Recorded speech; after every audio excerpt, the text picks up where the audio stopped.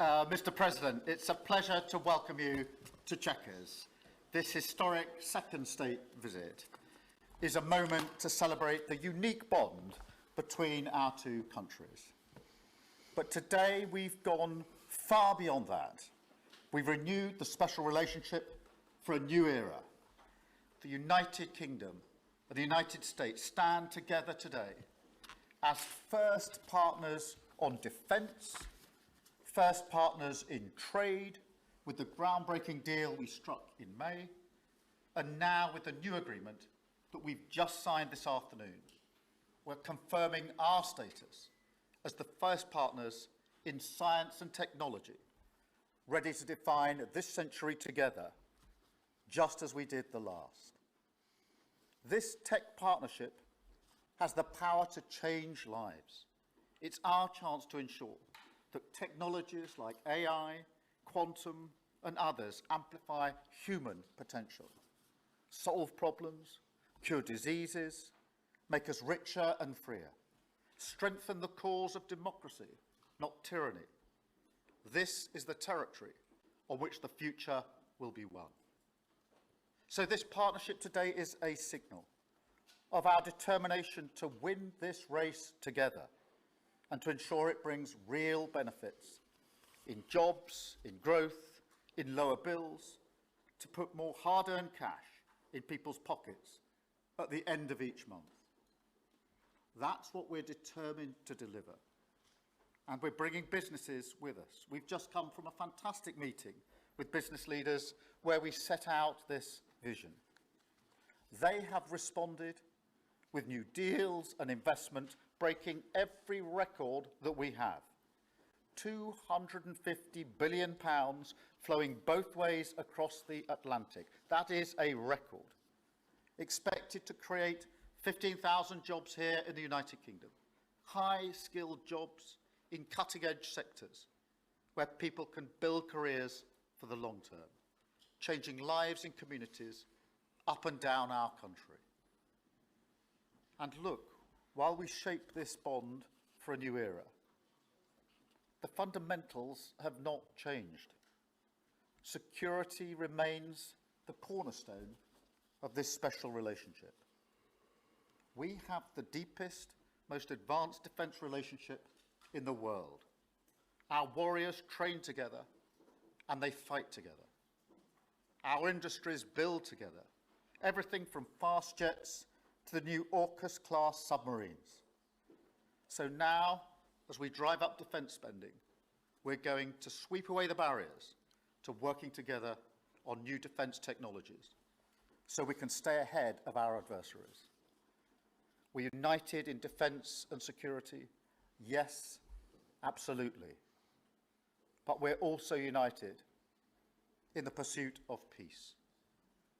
We are working together to end the humanitarian catastrophe in the Middle East, get the aid in, free the hostages, and ultimately bring Israel and the region back towards a comprehensive plan which can deliver peace and security for Israelis and Palestinians alike.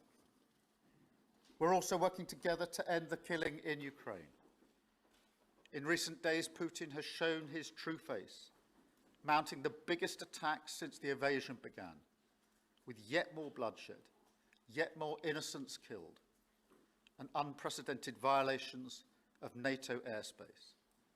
These are not the actions of someone who wants peace.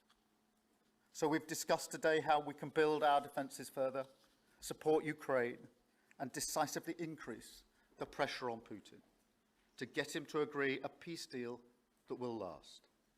And President Trump, you have led the way here, and we will continue to stand and work together for security and for peace.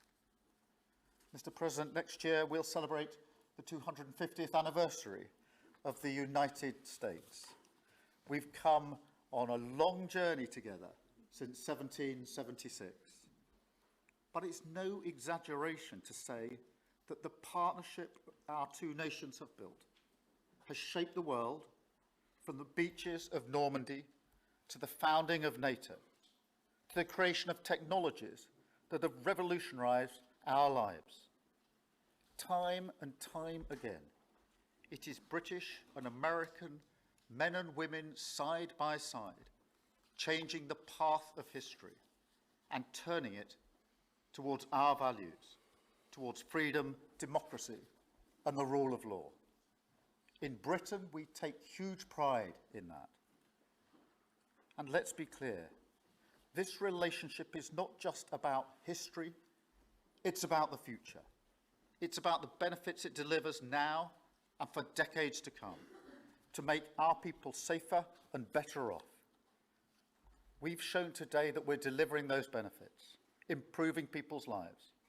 So we will go into that anniversary year more optimistic than ever and more confident than ever about our two great nations and what they can achieve side by side.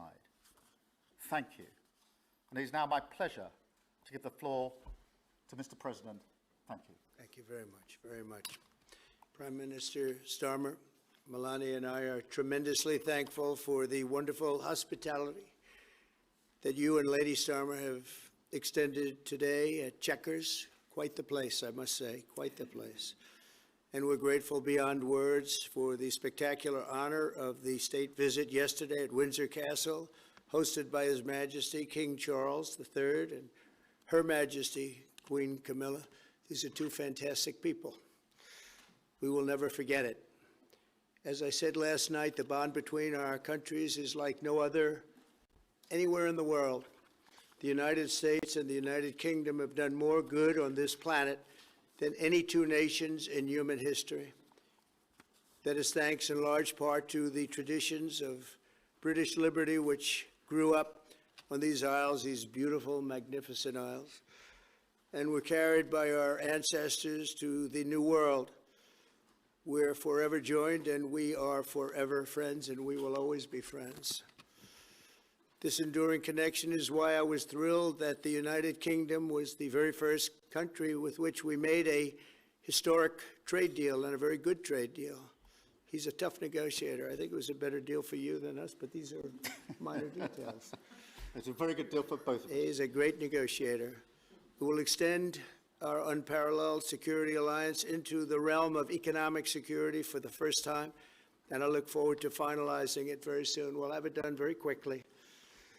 We have also just signed a historic technology prosperity deal, one of a kind, to ensure our countries lead the next great technological revolution side by side. In fact, we just left the business leaders, the biggest in the world. Some are in this room right now. And that was quite a meeting we had on business and trade and technology. This trip has galvanized $350 billion in deals across many sectors, and we're committed to ensuring that the UK has a secure and reliable supply of the best AI hardware and software on Earth. And we supply that, and we'll make sure we supply it in quantity to the UK. And we also are joining forces on quantum computing and nuclear power, a natural partnership for close allies. The United States, as you probably have heard, is doing better than it has ever done in terms of business and investment. The stock market has hit a new high, as you know, and that's for many, many days out of our fairly short 8 months.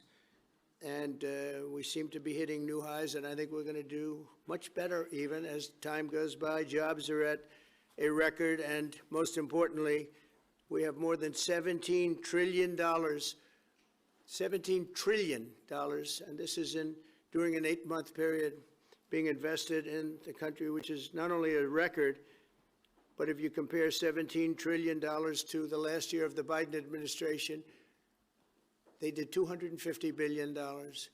They didn't do $1 trillion for the 4-year period. We did $17 trillion of investment coming in. A lot of it's because of tariffs, and a lot of it's for a lot of other reasons, but there's never been anything like it. It's an economic superstar. That's what's become. It was mismanaged and badly handled for a long period of time, but it's not badly handled anymore. So that's a record. And remember, that's up until 8 months. We have another few months to go, and that number is going to get significantly higher, especially if we win a certain case that we're waiting to hear.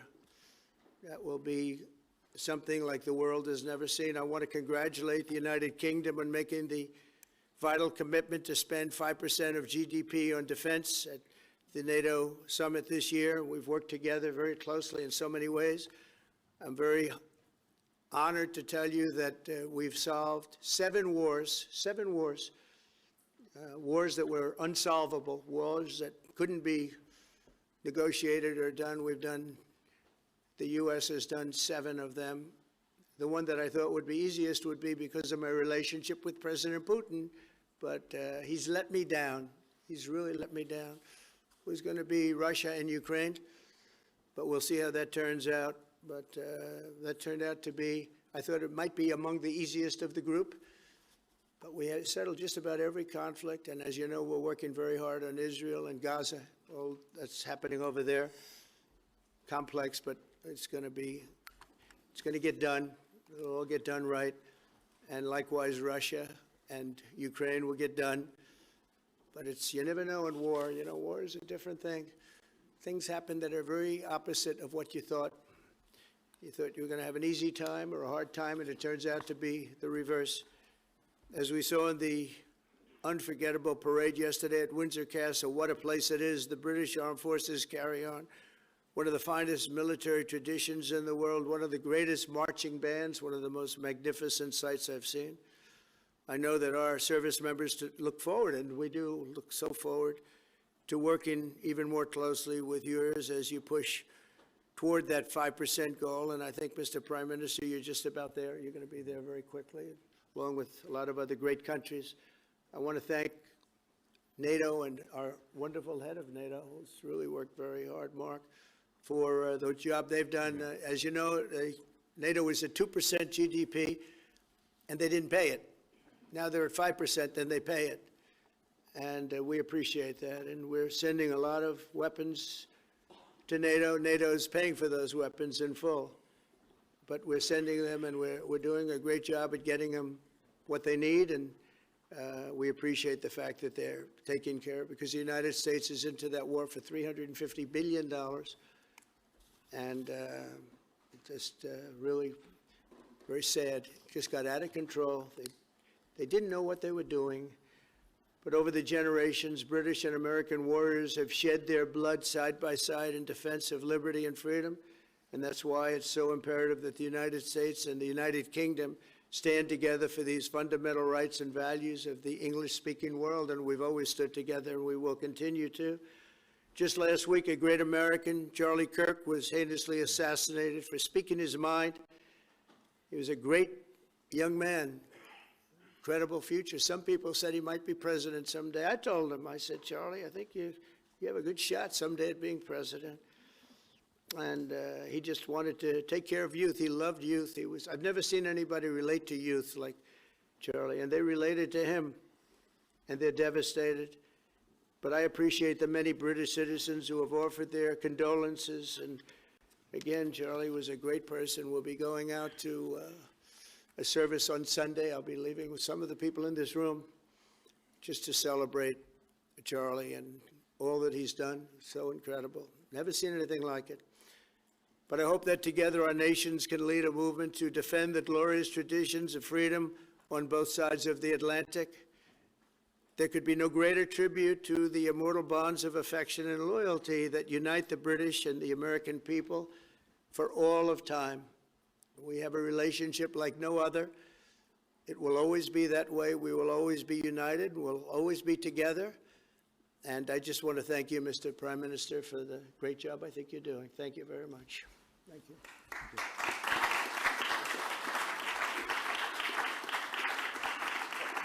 Thank you very much, Mr. President. We're going to take some questions. I'll call 2 or 3 to start with, and then I'll pass over to the President. I've got Chris Mason from the BBC first. Chris. Thank you both. Chris Mason, BBC News.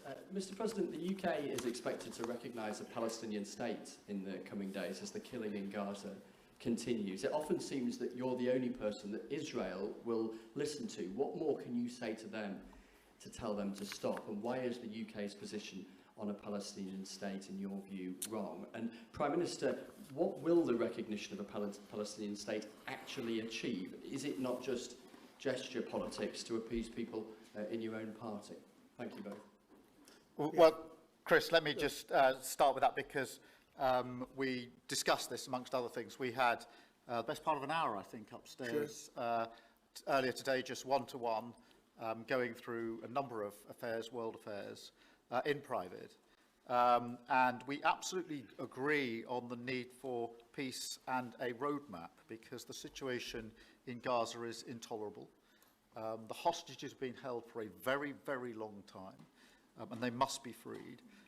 And we need aid to get into Gaza at speed. And so it's within that context of a plan for peace, which we're working hard on, which not only did we discuss this morning, but our two teams have been working together on, that the question of recognition needs to be seen. And so it's part of that overall package which hopefully takes us from the appalling situation we're in now to the outcome of a safe and secure Israel, which we do not have, and a viable Palestinian state. Thank you.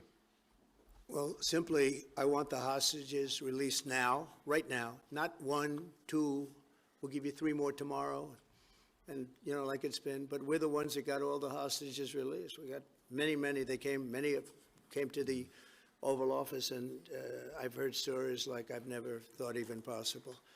There was no humanity, no anything. I said to them, I said, was there any warmth shown during this stay? Like they offered you a little extra meal, they gave you a little smile, and they said, don't worry, you'll be okay. And every one of them said, not even a little bit. Amazing, you know, to think that during this stay, long stay, in some cases, we had a man the other day, 451 days he was there. I always ask that question. And was there any warmth shown? Just a little word of, you know, encouragement. And the answer is every time, absolutely not. I'm shocked to hear it, because in the worst cases, there's always somebody that comes through.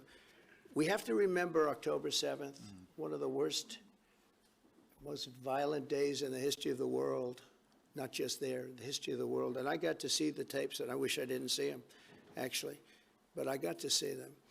And I want an end. I want the hostages released, and I think it's going to be okay, but it has been a brutal period of time. But this has been going on for a long time. This is not something that's over the last year, 2 years, but this has been for decades and decades. But we want it to end. We have to have the hostages back immediately. That's what the people of Israel want. They want them back, and we want the fighting to stop, and it's going to stop. But a lot of bad things. You know, Hamas said that they're going to put the hostages up as bait. They're going to put the hostages in front of any attack. And that's pretty brutal. We haven't heard that one in a long time. So we have to remember that. So I have a disagreement with the Prime Minister on that score. Okay? One of our few disagreements, actually. Great. Can I take Jack from The Sun? Jack. Thank you both. Jack Elson from The Sun. Mr. President, in the 9 months you've been in office, you've been incredibly successful in all but eliminating crossings on your southern border. Yeah. Meanwhile, illegal migration is at record levels in Britain. The Prime Minister is trying to tackle that. What advice would you give to the man standing next to you on trying to stop illegal migration in Britain? And Prime Minister, if I can just ask, the President is all about drill, baby, drill in terms of trying to secure American energy and cut bills for Americans. Meanwhile, you are turning Britain's back on oil and gas in favour of renewable energies, such as wind turbines. Why do you think that you are right and he is wrong? So we had millions of people flowing in, totally unchecked, totally unvetted from the Biden administration. 25 million, in my opinion, that would be about 25 million. They came from prisons, they came from mental institutions, they were gang members, they were drug dealers. They came from the Congo, they came from all parts of South America, they came from everywhere. Think of it, prisons from the Congo being released into the United States, prisons opened up in Venezuela and many other countries pouring into the United States. And I couldn't believe it. One of the reasons I decided to run. I decided to run because I don't want to be controversial, but you see what's happened, and you see all the information that's come out. We won in 2020 big, and I said, let's run, we got to run, because I saw what was happening. And the worst thing that I saw was all of these people. You know, we've already solved inflation. We've solved prices. Oil is way down. Energy is way down in the United States. But what I saw happening with millions of people pouring into our country, I couldn't stand to watch it. And we've done a great job. Nobody, if you've seen the last, I appreciate your question, by the way, nobody, absolutely zero, and I'm not even sure that's possible, but it's a very liberal group that come out with those statistics. The last 3 months, we had zero. From millions of people a year ago, we had zero people enter our country illegally. And we do have people coming in legally through a legal process and testing and lots of other things. I think it's very important, and we speak about it. And I think your situation is very similar. You know, you have people coming in, and I told the Prime Minister I would stop it, and it doesn't matter if you call out the military, it doesn't matter what means you use, but it's going to destroys countries from within. And we're actually now removing a lot of the people that came into our country. It's a very hard chore. We were given a very, very bad hand. Millions of people came in from prisons and mental institutions. We have to remove them. And we are removing them. We have no choice, and I feel very strongly about it. Thank you very much. Jack, let me just deal with the question of returns, because this is obviously an issue we're taking incredibly seriously. We've struck a number of deals both on cooperation with other countries, because this is a problem right across Europe, to tackle the problem of actually breaking up the gangs that are running this trade. We have had a record number of returns, over 35,000 now since we came into office. That's the highest number for the best part of 10 years. We struck the returns arrangement with France, and notwithstanding the challenges to that scheme, which you've seen in the last few days, a flight went off at 6:15 this morning, successfully returning someone under that scheme. So that is an important step forward. Obviously, there's no silver bullet here. There's a range of things that need to be done. But given the challenges of returning people, it is important that we're able to prove it can be done. It was done. It was done early this morning. So I can confirm that that flight went. It went successfully. And I'm pleased about that. Now we need to ramp that up at scale, which was always envisaged under the scheme. But it's very important that we have been able to prove that the proof of concept, if you like, that this can be done, and will continue in that way. On the question of energy, firstly, let me be really clear that I am absolutely determined to ensure that the price and cost of energy comes down, so that bills come down both for individuals, for families, with their household bills, but also for business, because this is so important. The mix will include oil and gas for many years to come from the North Sea.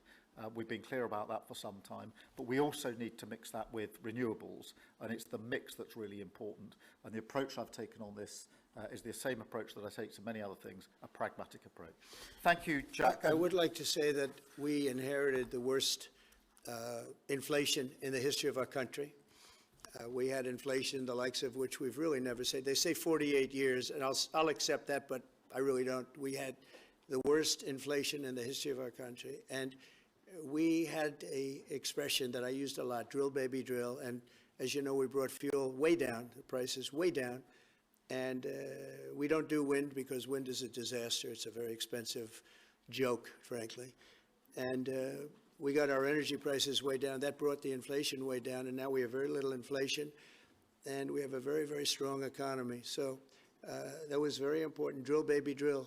And you have a great asset here, and we spoke about it. It's called the North Sea. The North Sea oil is phenomenal, and I hope, because I love this country, you know. My mother was born in Scotland, and the Hebrides, Stornoway, that's serious Scotland. We were talking about it. And I want this country to do well. And you have great assets that you're going to start using, I believe, under this Prime Minister. Thank you. And I've got Matthew from The Economist. Matthew. Thank you, Prime Minister. Mr. President, you say that President Putin has let you down. Have negotiations run out of road, and what are your next steps to compel an end to this war? Well, he has let me down. I mean, he's killing many people, and he's losing more people than he's than he's killing. I mean, frankly, the Russian soldiers are being killed at a higher rate than the Ukrainian soldiers. But, yeah, he said, let me down. I don't like to see. It's death. It doesn't affect the United States. We have, other than unless you end up in a world war over this thing, you could. This was a thing that would have never happened had I been president. If I were president, it would have never happened. And it didn't happen for 4 years. Most people agree it didn't happen, nor was it close to happening. And I spoke to President Putin about Ukraine. It was the apple of his eye. I've said that many times. It was. But he would have never done what he did, except that he didn't respect the leadership of the United States. They just went through the Afghanistan total disaster for no reason whatsoever. We're going to leave Afghanistan, but we're going to leave it with strength and dignity. And we're going to keep Bagram, the big air base, one of the biggest air bases in the world. We gave it to them for nothing. We're trying to get it back, by the way. Okay, that could be a little breaking news. We're trying to get it back because they need things from us. We want that base back. But one of the reasons we want the base is, as you know, it's an hour away from where China makes its nuclear weapons. So a lot of things are happening, but I am very disappointed in the fact that that one's not settled. To think that we settled Azerbaijan and Albania, as an example, it was going on for years. It was never going to be settled. If you remember, the prime minister and the presidents, they were there for many years. They said, when they were in my office, we settled. And they started off at both sides of the Oval Office, so far away. I didn't know you could be so far away. And as we were together for an hour, they kept getting closer, closer. And by the time we finished, we all hugged each other. And one said, I've been in this position for 22 years, and all I've done is kill their people. The other was there for 7 years, and all he did was kill their people. And we got it settled. And we did others, as you know. The Congo, we settled the Congo with Rwanda. That was going on, and that was a machete war. That was a gruesome war. Many people, close to 10 million people killed. We got that settled. My biggest disappointment, but it's, look, we did 7, and most of them were not thought to be settleable. We did India and we did Pakistan. That's 2 nuclear. That was purely for trade. You want to trade with us, you're going to have to get along. And they were going at it hot and heavy. But the Russia situation, I hope we're going to have some good news for you coming up. But again, it doesn't affect the United States. And look, it doesn't so much affect you. Of course, you are a lot closer to the scene than we are. We have a whole ocean separating us. But I will say this, it's millions of people have died in that war, millions of souls. And they're not American. They're soldiers, mostly soldiers, as you know. The soldiers are being killed at levels nobody's seen since the Second World War. But they're being killed, and I feel I have an obligation to get it settled for that reason. Thank you. And just to add on that question, because we have to put extra pressure on Putin. And it's only when the president has put pressure on Putin that he's actually shown any inclination to move. So we have to ramp that pressure up. I think it's important to have this conversation in the context of what's happened in recent weeks. We saw damage and bombing to the British Council in Kyiv. These are targets that it was thought until recently were not targets that would be hit. The British Council, the European Union Embassy, the Council of Ministers, where President Zelensky's ministers' work was hit. Again, these were thought to be places that wouldn't be hit. And then the incursion into Poland last week. And if you put that together, what you can see is either an emboldenment or at least an increased recklessness on Putin's part. And that's why I said earlier that they're not the actions of someone who wants peace. So we have to ramp up. And we discussed earlier today, we have built the coalition of the willing with British leadership and French leadership, stepping up with military planning in the seas, in the sky, on the ground, and ramping up what we do with the Ukrainians themselves. And of course, that taken with an American guarantee is now an example, I think, of the challenge of Europe stepping up to the plate, which it has done in the last few months, to show through what we and the French have done that we're prepared to take the lead in this and take the necessary measures. But that's a war that could have been a third world war, and I don't think we're going to be there now. but that was heading to a third world war. And what a shame it is. What a shame it is. Mr. President, do you want to call some of the I would love to call a outlets? few of them. Bev, do you want to have a question? I've got to come back to you. Bev Turner, GB News. Thank you. Having been in DC for a few weeks, it's really interesting to see how you run the country as a proud Christian leader. And it really begs the question to the Prime Minister, if you don't mind, are we still a Christian country? But also... When you say we, are you talking here or? Here, the Here? UK. I'm still British. I might I'd live in rather have America, I'm him still answer that British. question. But also... I can't give you that answer. That's for the Prime Minister, but also, despite what we talked about in Scotland a few weeks ago, we still have 12,000 people a year here being arrested for social media posts, for free speech violations. Does that not remain an important area that there is still a lot of disagreement on? I'd like to have you answer that. Yeah, look, I mean, in terms of a Christian country, I was christened, so that is, my church has been all my life, and we are, that is wired into our informal constitution. Of course, we celebrate many other faiths as well, and I'm really proud that we're able to do so as a country. And on free speech, that has long lived in this country, free speech. It's one of the founding values of the United Kingdom, and we protect it jealously and fiercely, and always will, and we will bear down on any limits on free speech. I draw a limit between free speech and the speech of those that want to peddle paedophilia and suicide social media to children, and therefore I'm all for free speech. I'm also for protecting children from things that will harm them, paedophiles, those that peddle suicide, which has had a terrible consequence for individual, particularly teenagers. And so that's the balance we strike. But we have had freedom of speech in this country for a very long time, and we will always protect it. Thank you. Thank you very much. Brian, please. Thank you. Prime Minister, it's good to see you again. You have a beautiful country. Thanks for having us. Thank you for being Two here. questions. One, just recently, President Trump labeled Antifa domestic terrorists. Would you consider doing something like that in your country? Well, we obviously will take decisions for ourselves. I don't want to comment on the decisions of the President, but we take our decisions ourselves.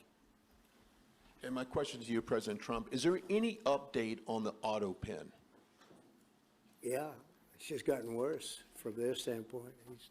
The people that used it, and one in particular, one person, was never told by Biden to do it. Only spoke to Biden twice, and that was just talking about the weather, not talking about any order. And he was taking orders from people other than Joe Biden. Joe Biden wasn't giving those orders. You know, Joe Biden didn't believe in open borders. He didn't. I've known him for a long time. He was never the brightest bulb in the ceiling, as we know. You can go back 40 years ago and you'll see that. Go back and take a look at the hearings on Justice Thomas, and you'll see that very much. But he didn't believe in open borders and all of this nonsense that they're peddling now, which is why they're not in office any longer. It's a shame. The auto pen was illegal. It was illegally used. He never gave the orders. He never told them what to do. And I guess the only one he signed, or one of the few he signed, was the pardon for his son. But you had the congressman who, when they got the information, they found out they were guilty, and they deleted and destroyed all information, everything. You couldn't get any of it. They found out that Nancy Pelosi actually was offered the 10,000 soldiers, and she turned them down. They found out many things that were very bad. So they deleted and destroyed all information. You talk about freedom of the press and freedom of speech. How about that one? And there's not a thing. This is after a year and a half of hearings. They destroyed everything. And somebody's got to be held responsible. So Biden, what he did is they knew, I don't think he knew, but somebody knew. I don't think Biden had a clue about anything, if you want to know the truth. But they gave a pardon to those Congress people. They gave a pardon. Those people are so guilty. They gave a pardon. But Biden didn't know about it. the people, whether it's Lisa or any of those people in there that really ran it. I know them all. And they're sick people. They're smart people. They're very smart. They're probably brilliant, but they're sick in ideology. And they were running the auto pen. And it was totally illegal what he did. And I hope it's going to be so adjudged. Do you want to take one more, and then I'll Okay. go back to the British? Let's see. Peter, go ahead. Thank you, President Trump. In the deal that you're working on for the Chinese to sell TikTok to an American buyer, are the Americans going to have to come up with their own algorithm, or are they going to continue to use the successful but addictive Chinese algorithm? So what we're doing, and we're speaking to President Xi on Friday to see if we can finalize something on TikTok, because there is tremendous value, and I hate to give away value, but I like TikTok. It helped get me elected. In fact, Charlie said, "Sir, you ought to get on TikTok. You'd be great." I said, "Really? Tell me about TikTok." And we, as you know, we did unbelievably well with youth, like at a level that no Republican has ever even dreamt of. And in what, look, I think we won it for a lot of reasons, but that was a reason we won the election by such a big number. TikTok has tremendous value. The United States has that value in its hand because we're the ones that have to approve it. I specifically get the right to approve it.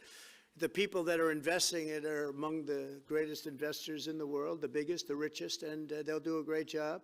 And we're doing it in conjunction with China. But we are getting, the United States is getting a tremendous fee plus, I call it a fee plus, for just making the deal. And I don't want to throw that out the window. I can say this, that you'll have a lot of very unhappy youth. And I use TikTok very legitimately, very straight, just statements every day, little statements, short statements. "Sir, make it short, please." And TikTok Jack, we call him. It was pretty good. Did a good job for me, I guess. But no, I'd rather reap the benefits. I mean, the kind of money we're talking about is very substantial.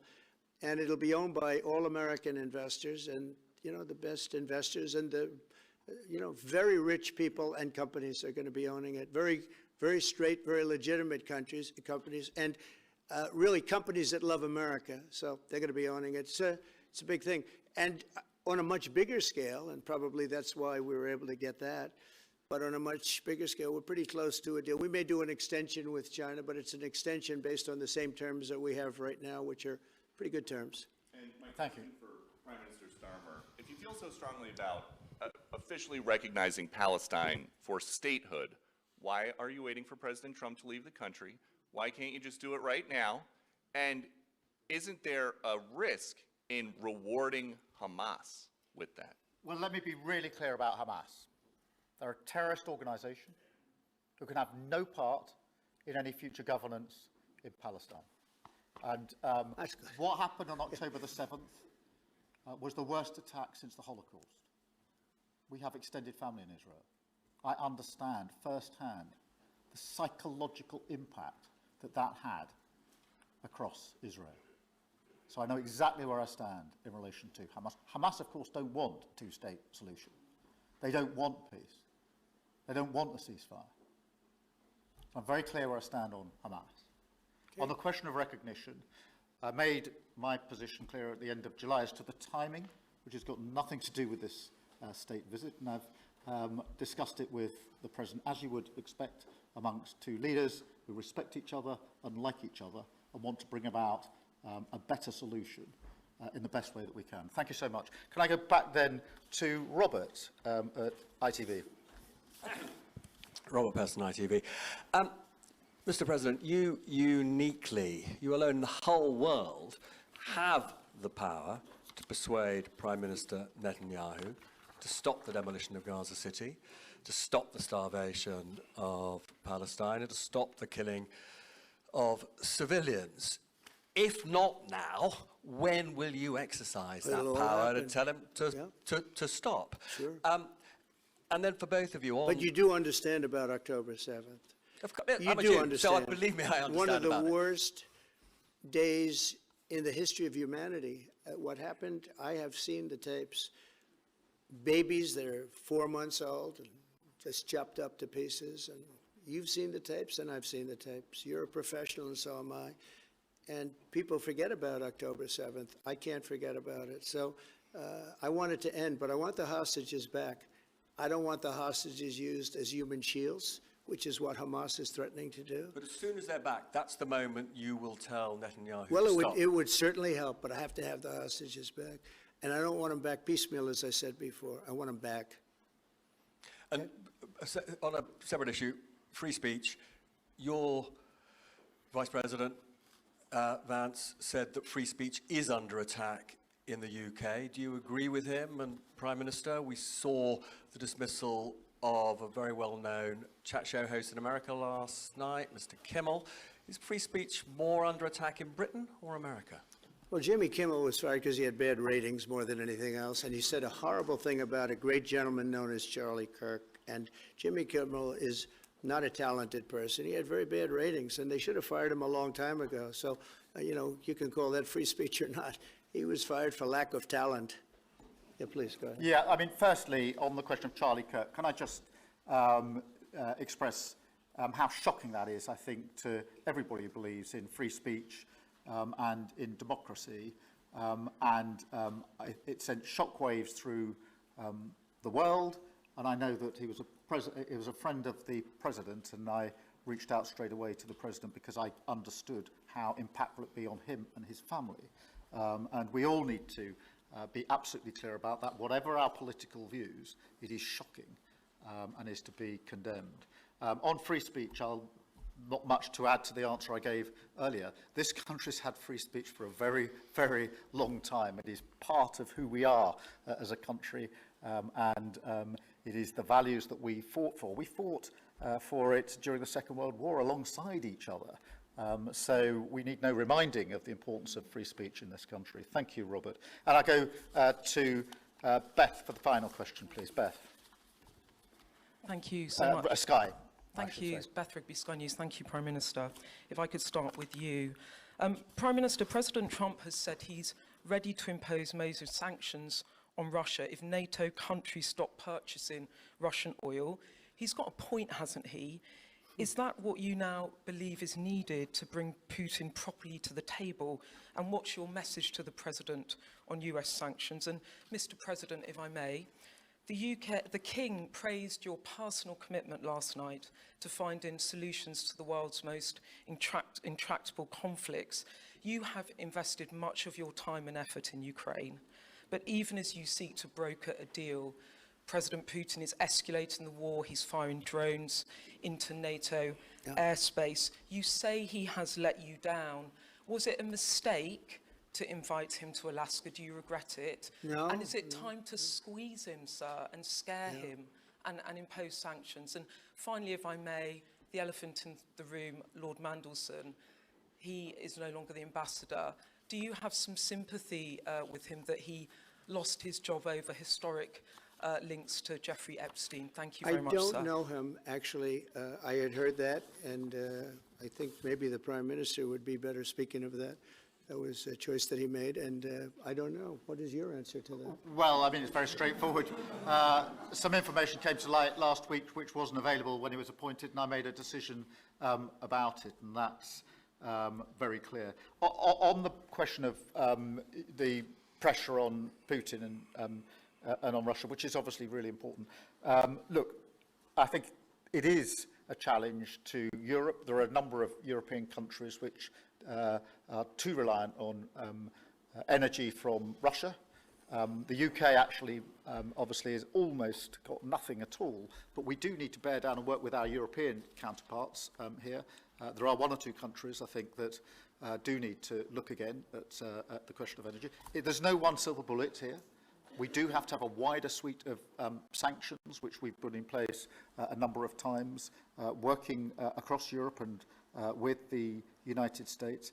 And of course, we must, and we are, making sure that Ukraine is in the strongest position now, because one of my long concerns here has been that whilst we talk about a ceasefire, and we all want a ceasefire, and we talk about what might happen after a ceasefire, we mustn't forget that Ukraine needs our support now, and we've said we stand with Ukraine from the start to the finish, and that means we must continue to supply them with what they need in order to fight this war, which of course resulted from and is a result of Russian aggression.